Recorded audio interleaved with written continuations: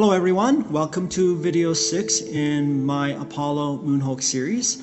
Today I'm going to respond to some comments that were made in video 5. So for those of you that haven't seen video 5, please view that video first and then come back to video 6. Anyway, in that video I talked about the Saturn V and the F1 engines and the minimal testing of both the Saturn V and F1 engines in the actual conditions of flight. And it was pointed out that the first launch of the space shuttle, which wasn't exactly tested in the actual conditions of spaceflight, it tested within Earth's atmosphere as a glider, and that seemed to work really well. But they actually didn't test it in the actual conditions of spaceflight. And it was launched with the first crew. So the first launch of the space shuttle with the first crew, which is true and is disturbing. You would think that NASA would have set up an automated mission before they would certify it for a crew, which is what the Soviets used to do with their new manned space vehicles. They would send them up at least twice, automated flights twice, before they would certify it for astronauts. So it is true, but it's also disturbing that NASA would take a chance like that. However, there are some subtle differences between the F1 engines and the minimal testing in actual flight conditions compared to the space shuttle. In the space shuttle, used two solid fuel boosters to assist in its launch. Now, there was a problem with the combustion stability of these solid fuel boosters, but that was solved back in 1951 by a brilliant rocket scientist by the name of Jack Parsons. And so from 30 years on, up to the first launch of the space shuttle, the solid fuel boosters had a pretty good record of reliability. Now, the space shuttle main engines also had a history going back to the 1960s.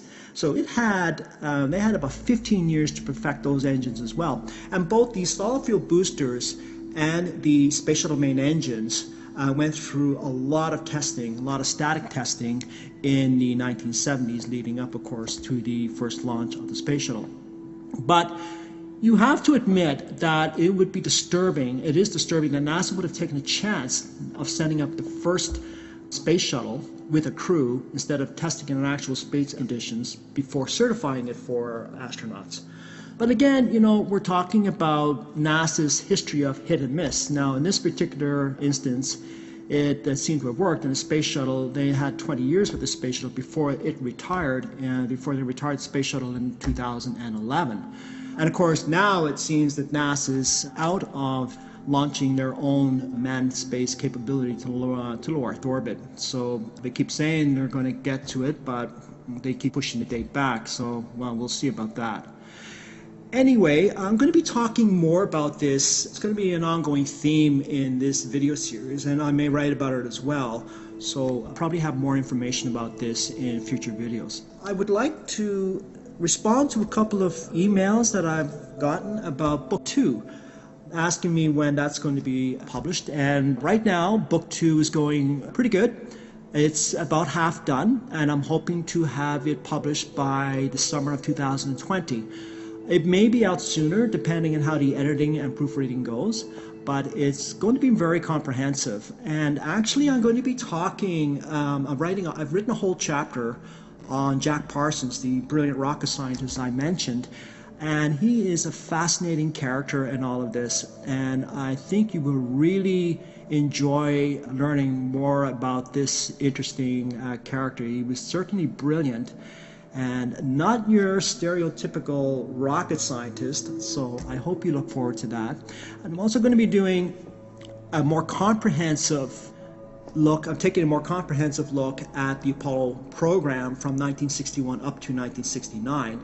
And of course, I will be writing a detailed analysis of the alleged Apollo 11 moon landing. So I hope you look forward to that. And I'll keep you updated in the next couple of months on how the book is going.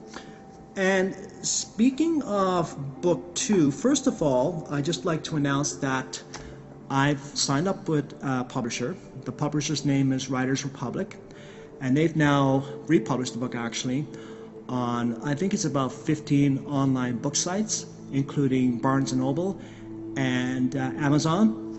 and they did a really there's some nice work on enhancing the cover. And if you remember the original cover, which I quite like, and I think it's pretty good, they've enhanced that. They've kept the same basic design. They've enhanced that to this, and I really like this version. So I hope that you will check that out. And a couple of other things I just want to mention. This publishing company has set up a website for me, so please check that out as well. You can read comments on there from me, and you can blog on there yourself, and I always look forward to reading your comments. And of course, please feel free to contact me or leave comments on my YouTube channel and on my Facebook page. And you can also contact me at authorrandy@hotmail.com.